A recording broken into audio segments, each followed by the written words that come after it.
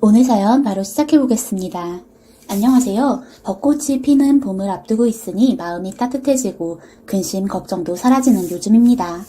인생이 늘 봄날 같을 수 있다면 얼마나 좋을까 싶지만 그럴 수만은 없는 게 인생인 것 같습니다. 저는 40대 중반의 애엄마입니다. 남편과 딸아이 하나를 두고 있습니다. 어렸을 적 부유한 집안에서 자란 저는 무엇 하나 걱정 없이 행복한 유년 시절을 보냈습니다.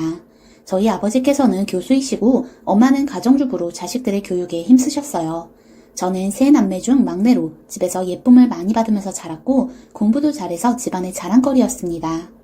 약대에 진학하고 공부를 할 때까지만 해도 그랬었죠. 그런데 20대 초반 연애를 하면서 제 인생이 꼬이기 시작했습니다. 20대 초반에는 참 철모르고 아무나와 연애를 하는 것 같아요. 사람을 만날 때는 언제나 조심을 해야 하는데 그땐 그런 것을 몰랐습니다. 학교 끝나고 선배들이랑 술자리를 갔는데 그 자리에서 옆 테이블의 남자들과 동석을 하게 되었었죠. 그중 한 남자가 제게 열심히 추파를 던졌는데 저는 그것에 홀랑 넘어가고 말았습니다. 술에 취하기도 했고 늘 공부에만 치여서 살아서 억눌렸던 무언가가 그날 터지고 말았던 것 같습니다. 저는 술김에 그 남자와 모텔을 갔고 잠자리까지 하게 되었답니다. 아침에 일어나서 화들짝 놀랐습니다. 제 옆에 웬 남자가 있었기 때문이었죠. 숙취에 어지러운 머리를 부여잡고 생각을 해보니 제 발로 걸어서 모텔까지 왔던 것이 생각이 났습니다. 벌떡 일어나는 순간 그 남자도 깨어났는지 옆에서 씩 웃으면서 저를 보더라고요. 저는 깜짝 놀라서 허겁지겁 옷을 입었고 그 남자는 그 이후로 저에게 연락을 하고 학교로도 찾아오고 그랬습니다. 저는 부끄러워서 피하기에 바빴고요. 그런데 피해서 될 일이 아니었습니다. 한 달 후 생리를 해야 할 날짜에 생리가 나오지 않자 저는 불안해졌어요. 설마 하면서 약국에 가서 테스트기를 사서 해봤더니 임신이더라고요. 저는 몇 번이고 다시 임신 테스트기를 해봤지만 결과는 똑같았습니다. 임신이 된 것이었죠. 저는 며칠 동안 전전긍긍하다 그 남자에게 연락을 했습니다. 저희는 사귀는 사이도 아니고 친구 사이도 아닌 그저 하룻밤 같이 보낸 애매한 관계였어요. 저는 울면서 말했지요. 나 임신했어. 어떡하면 좋아. 어떡하지? 우리 엄마 아빠가 알면 난리 날 거야. 그러니까 그 남자는 다짜고짜 저에게 결혼을 하자고 하더군요. 저는 말도 안 되는 소리 말라고 했습니다. 나 이제 대학생인데 무슨 결혼을 해. 그럼 난 학교는 어떡하고. 어떻게 들어간 학교인데. 그러자 그 남자가 태연하게 말하더군요. 누가 학교 그만두래? 넌 애만 낳고 다시 학교 다녀서 약사 되면 되잖아. 애는 나랑 부모님이 보면 되지. 나 어차피 하는 일도 없어. 전 어이가 없어졌습니다. 그 남자는 알고 보니 직업도 없이 놀고 먹는 백수였더라고요. 전 앞이 암담해지는 것을 느꼈지만 사실 낙태할 자신도 없고 그 남자가 내세운 방법이 제일 나은 방법이라는 것을 인정할 수밖에 없었습니다. 저희 집에 알리니 당연히 집에서는 난리가 났습니다. 게다가 그 남자를 데려다 부모님 앞에 보여드리고 현재 일은 안 하고 있다부터 시작해서 그 남자 집안 사정 등등 말씀드리니 더 기가 막혀 하시더라고요. 그 남자는 집도 가난했고 한마디로 별 볼 일이 없었습니다.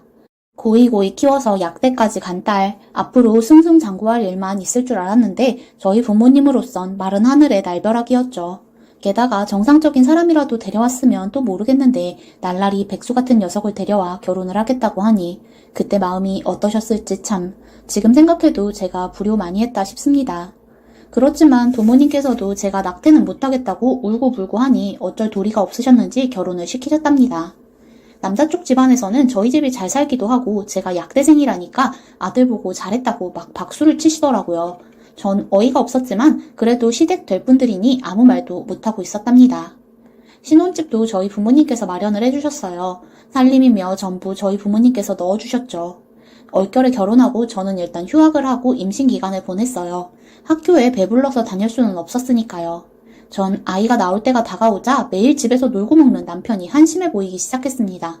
곧 애아빠가 되고 가장이 될 사람인데 아무리 제가 믿는 구석이라고 해도 막노동이라도 해서 얼마라도 벌어와야지. 그저 저희 친정만 믿고 아무것도 안 하더라고요. 시댁에서도 그런 남편에게 아무 말도 안 하시고요. 남편은 제가 일자리를 구해보란 말만 해도 인상을 쓰면서 자리를 피하곤 했습니다. 전 불안했지만 이미 한 결혼 물릴 수도 없고 그저 아이를 낳으면 그 남자가 변하길 바라고 또 바랐습니다. 그러나 아이를 낳고도 그 남자는 변하지 않았습니다. 그저 술이나 마시고 친구들이나 만나러 다니고 저희 친정에서 주는 돈으로 겉멋내기 바빴고 절대 일은 하지 않았어요. 그리고 제가 1년 학교를 쉬니까 얼른 학교 가서 졸업을 해서 약사 돼서 돈을 벌어오라고 하더군요. 저는 남편이 정말 한심했지만 정상적으로 아이를 키우기 위해서는 결국 제가 움직여야 한다는 결론이 나왔습니다. 남편 믿고 있다가는 길거리 나앉아 거지꼴 되게 생겼더군요. 저는 아이는 시어머니와 남편에게 맡겨두고 학교를 복학하여 열심히 공부를 했고 약사가 되었습니다. 그리고 취업을 해서 정신없이 일을 했습니다. 그렇게 10년 정도 집안의 가장이 되어 발 동동 구르며 살았습니다. 남편은 결혼기간 내내 제가 가져온 돈 쓰고 살기 바빴고 저는 딸아이 볼 틈도 없이 일하느라 아이는 시어머니 밑에서 자랐습니다. 집안꼴을 볼 때마다 한숨이 나오고 속에서 불이 올랐지요. 설상가상 아이가 학교 들어가면서부터 남편은 예전보다 술에 의지하는 시간이 길어졌고 인터넷 도박까지 손을 대기 시작했습니다. 그때까지는 아이 키우고 집안 먹여 살리느라 정신없었지만 저도 그 즈음부터는 이건 좀 아니지 않나 하는 생각이 들었습니다. 평생 저 남자랑 살기엔 너무 힘들겠다는 생각이 들었고 딸아이에게도 좋지 못한 영향이 갈 것 같다는 생각이 들었습니다. 결국 아이가 12살 때 저는 이혼을 선택하고 말았습니다. 남편은 처음에는 이혼할 테면 하라고 배짱을 부리더니 제가 정말 서류를 가져오고 변호사를 선임하자 제게 매달리기 시작했습니다. 그렇지만 저는 단호하게 그 사람과 이혼을 원했고 양육권을 제가 가져오는 것으로 합의해서 이혼을 했습니다.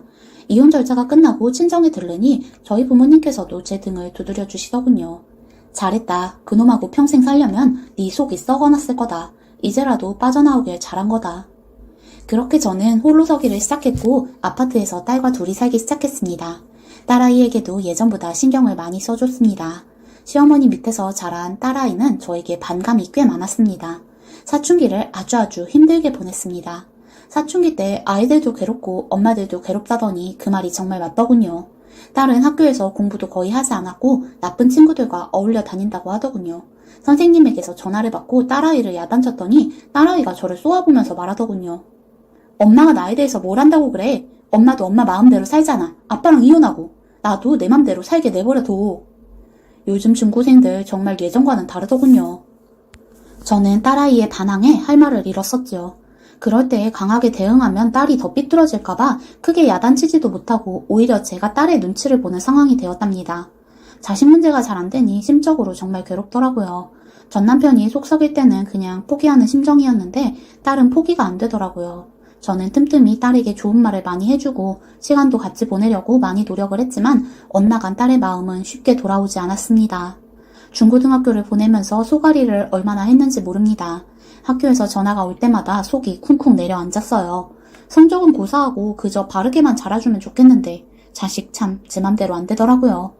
그리고 딸은 고등학교 때 결국 학교를 자퇴하고 말았습니다. 그때는 저도 자포자기의 심정이었습니다. 그렇게 학교가 다니기 싫다니 저도 어쩔 도리가 없었습니다. 그냥 학교를 그만두고 검정고시를 보라고 했고 딸은 다행히도 검정고시는 무난히 합격을 했습니다. 그리고 대입 준비를 시작했지요. 학교를 그만두고 나서 딸의 정서가 한결 안정이 되었습니다. 아마 빡빡한 학교 생활이 버거웠던 모양이에요. 그래도 검정고시 보면서 안정되어가는 모습을 보면서 안심을 했습니다. 그러던 중 저는 새로운 사랑에 빠지게 되었습니다. 딸이 20살이 되고 수능 준비를 하고 있을 때쯤이었어요. 저는 매일 아침 수영을 나가면서 체력 관리를 하고 있었는데 그곳의 수영 강사와 친해지게 되었습니다. 알고 보니 저희는 동네도 비슷하고 다니는 카페도 같더라고요. 자주 마주치게 되면서 이런저런 얘기를 나누게 되었어요. 이러면 안 되는 걸 알면서도 제 마음은 서서히 흔들렸습니다. 그 사람은 저보다 무려 9살 연하였고 앞길이 창창한 청년이었어요. 제가 아무리 돈이 많고 조건이 좋다고 해도 나이가 9살이나 많은데 이혼도 했고 애까지 있는데 그 사람에게 호감을 가져선 안 된다고 마음속으로 다짐하고 또 다짐했습니다. 그런데 그 사람이 저에게 다가오는 속도를 막을 수가 없었습니다. 그 사람 역시 저에게 호감을 느낀 것이었죠. 제 나이도 알고 제 상황도 전부 말했음에도 그 사람의 직진 본능을 막을 수는 없었습니다.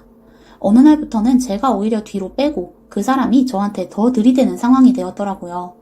누나, 우리 한 번 사는 인생인데 망설일 거 뭐 있어요? 누나도 나 좋잖아요. 저는 침착하게 말했습니다. 난 아이도 있고 나이가 40이 넘었어. 그쪽은 아직 창창한 젊은 나이인데 도대체 나랑 뭘 어쩌겠다는 거예요. 그렇지만 그 남자는 저에게 계속 연락을 하고 찾아왔고 저를 많이 챙겨주었어요.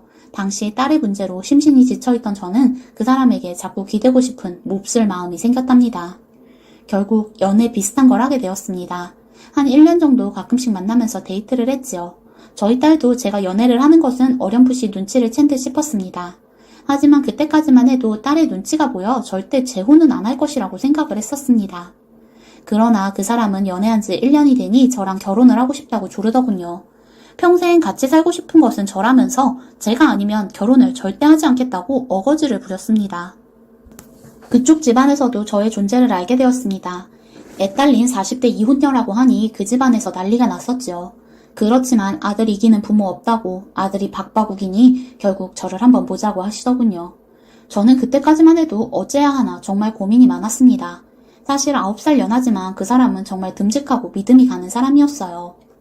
성격도 유머러스하고 저랑 잘 맞았고요. 전 남편은 불같은 성격의 소심한 편이었는데 그 사람은 낙천적이고 긍정적인 성격이라 좋았습니다. 제가 몇 살만 어렸어도, 아니 결혼만 안 했어도 당연히 결혼을 했을 텐데 상황이 상황이다 보니 걸리는 게 많았죠. 저희 집에서도 제가 9살 연하랑 결혼 얘기를 한다고 하니 난리가 났고요. 양가가 들쑤셔졌습니다. 그런 와중에도 남자친구는 의연하게 저와 결혼을 하겠다고 밀어붙이더군요. 나이가 몇 살인데 그냥 장난으로 만나요? 나 처음부터 결혼 안 할 거였음 누나 만나지도 않았어요. 우리는 결혼하는 거예요. 알았죠? 그래서 예비 시댁에 인사를 드리러 갔더니 그쪽에서 한숨을 쉬면서도 허락을 해주시긴 했습니다. 아들이 너무 좋아서 미치겠다는데 할 수 없다는 입장이셨죠. 저희 집에서도 이제 저한테 알아서 살아보라고 포기를 했고 남은 건 저희 딸이었습니다. 저희 딸에게 제가 결혼한다고 하니 떨떠름하더라고요. 아무래도 새아빠가 생긴다는 게 내키진 않았겠죠. 그렇지만 딸은 저에게 별로 신경도 쓰지 않았고 자기는 몇 년 후에 독립할 거니까 제가 알아서 하라고 하더군요. 저는 수많은 장벽들을 넘어 남자친구와 조촐한 결혼식을 올렸습니다. 결혼식 날 참 많은 생각이 들더군요. 제가 결혼을 2번을 할 줄 누가 알았겠어요. 그것도 2번째 결혼은 9살 적은 남자일 줄은 꿈에도 상상 못했죠. 남편은 제가 있는 저희 집에 들어와 살기 시작했습니다. 수영 강사 일을 계속했고 그 일이 오래 할 수 있는 일이 아니니 다른 일도 알아보는 중이라고 하더군요. 남편과 살면서 처음에는 참 좋았습니다. 제2의 신혼을 시작한 듯 정말 달콤하더라고요. 남편은 아침마다 제 도시락과 딸의 도시락을 싸줬어요. 딸은 남편을 대면대면 대했지만 남편은 딸에게 최선을 다하는 모습들을 보였습니다. 가까워지려고 이런저런 대화들을 나누는 모습들도 간간히 보였고요. 저는 두 사람이 얘기를 하고 있으면 굳이 끼어들지 않았습니다. 둘만 통하는 얘기가 있겠거니 하고 자리를 피해주곤 했지요. 그렇게 한 1년은 괜찮게 보냈고 딸은 수능을 봐서 대학도 진학하게 되었답니다. 그런데 딸이 대학에 진학한 그때부터 문제가 생겼습니다. 어느 날 전화를 받았는데 수영장이더라고요. 김준수 씨 오늘 안 나오셔서요. 어디 아프신가요? 아침에 분명 출근을 하겠다고 나갔던 남편이 직장에 안 나갔다는 겁니다. 저는 다급하게 남편에게 핸드폰으로 전화를 걸었는데 받지도 않더라고요. 걱정하면서 몇 시간을 보냈는데 몇 시간 후에 남편이 태연하게 저희 약국으로 오더라고요. 전 황당해서 남편에게 물었습니다. 당신 오늘 일도 안 나갔다며? 뭔 일이야 대체? 그거. 그냥 이제 때려치려고. 당신이 돈 잘 버는데 뭐. 그거 해봐야 얼마 되지도 않고. 저는 남편의 말에 어이가 없어졌습니다. 아무리 제가 돈을 잘 번다고 해도 직업이 있어야지요. 제 전 남편도 생각이 나고 저는 어째서 남자들이 하나같이 이런가 싶었어요. 남편은 그날 이후로 제 약국에 괜히 하루에도 몇 번씩 들러서 저랑 농담 따먹기나 하고 제 옆에서 게임이나 하고 빈둥빈둥 거리다가 집에 들어가곤 했습니다. 아침에는 또 어딜 나가는지 바쁘게 나가더군요. 제가 일도 안 하는데 어디 가냐고 하면 남편은 이렇게 대답하곤 했습니다. 헬스 끊어서 운동도 하고 PC방 가서 게임도 하고 그러려고. 전 어이가 없어졌습니다. 당장 제 취업 자리를 구해도 모자랄 판에 웬 운동에 게임이란 말입니까? 남편은 아침에 딸이랑 룰루랄라 나가면서 저한테 손까지 흔들어 보이더군요. 절 약올리는 건지 황당하더군요. 매일 딸이랑 나가서 실컷 놀다가 점심 저녁 때쯤에는 저희 약국에 와서 저 일하는 거 방해나 하고 괜히 절 만지고 찝쩍거리면서 놀기나 하고 정말 얄미웠습니다. 점점 속이 타더군요. 전 남편이 일도 안 하고 저만 믿어서 헤어진 건데 이번에는 듬직하고 성실한 남자인 줄 알고 재혼을 한 건데 또 이런 식이라니요. 2번이나 이혼을 할 수는 없고 미치고 팔짝 뛸 노릇이었습니다. 다행히 딸이랑은 그럭저럭 지내는 것 같은데 백수가 되어 빈둥거리는 것이 너무 얄미웠습니다. 그날도 점심쯤 저희 약국에 와서 괜히 의자에 기대서 빈둥거리고 핸드폰으로 게임이나 하고 있고 그러더라고요. 저는 짜증이 나서 벌컥 화를 냈습니다. 당신 진짜 집에 가서 있던지 아니면 뭐 생산적인 일을 하던지 맨날 약국에 와서 나랑 농땡이나 치고 뭐 하는 짓이야 정말. 제가 참다 못해 화를 내니까 남편이 눈이 둥그레지더니 능글능글 웃으면서 저를 껴안더라고요. 아, 왜 이래? 왜 화를 내고 그래? 아, 화내지 말고 뽀뽀나 하자. 우리 뽀뽀한 지도 오래됐고. 늘 이런 식이었습니다. 제가 진지한 얘기 좀 하려고 하면 맨날 농담이나 하고 절 뚝뚝 건드리면서 찝쩍거리기나 하고요. 젊어서 그런지 매일 그럴 힘이 생기나 보더군요. 전 더 이상 그런 야한 장난하는 것도 싫어서 손을 딱 뿌리치고 선언했습니다. 당신 이렇게 살 거면 이혼해. 나 한 번 이혼했던 사람이고 2번 이혼 못할 거 없어. 당장 일을 구해서 나가든지 이혼을 하든지. 저는 버럭 소리를 지르고 그날 약국을 닫아버리고 혼자 저녁을 먹었습니다.